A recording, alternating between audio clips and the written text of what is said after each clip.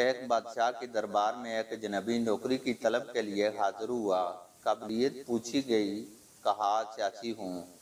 عربی میں سیاسی معاملہ فہم کو کہتے ہیں۔ بادشاہ کے پاس سیاستدانوں کی بھرمار تھی۔ اسے خاص گھوڑوں کے استبل کا انچارج بنا لیا، جو حال ہی میں فوت ہو چکا تھا۔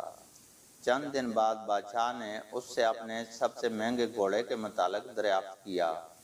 اس نے کہا نسلی نہیں ہے۔ بادشاہ کو تعجب ہوا۔ اس نے جنگل سے سائیں کو بلا کر دریافت کیا۔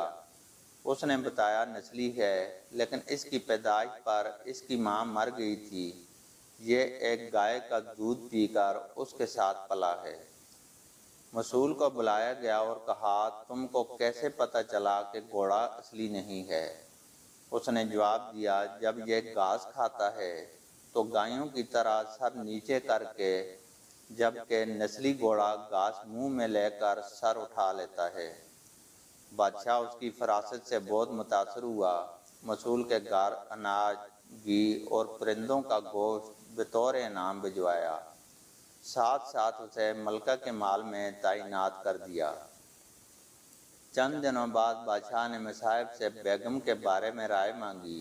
اس نے کہا طور اتوار تو ملکہ جیسے ہیں، لیکن شہزادی نہیں ہے۔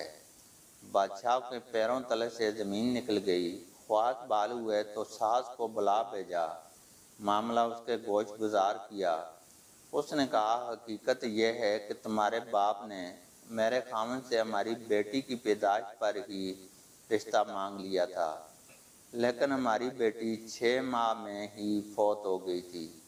چنانچہ ہم نے تمہاری بادشاہ سے قریبی تعلقات قائم کرنے کے لیے کسی کی بچی کو اپنی بیٹی بنا لیا۔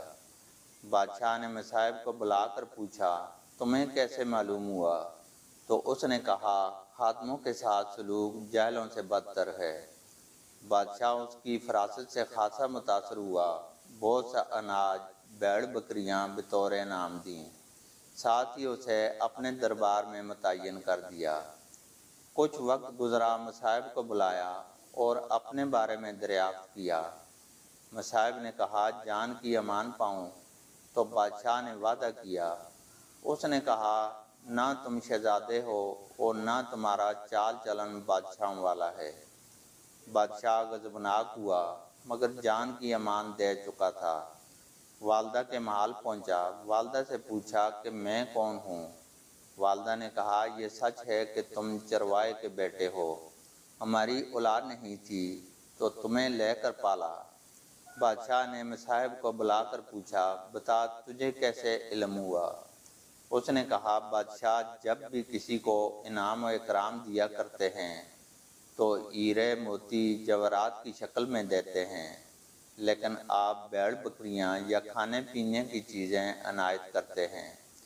یہ اسلوب بادشاہوں کا نہیں، چروائے کے بیٹے کا ہی ہو سکتا ہے۔ عادتیں نسلوں کا پتہ دیتی ہیں۔ عادات، اخلاق اور طرز عمل خون اور نسل کی پہچان کرا دیتے ہیں۔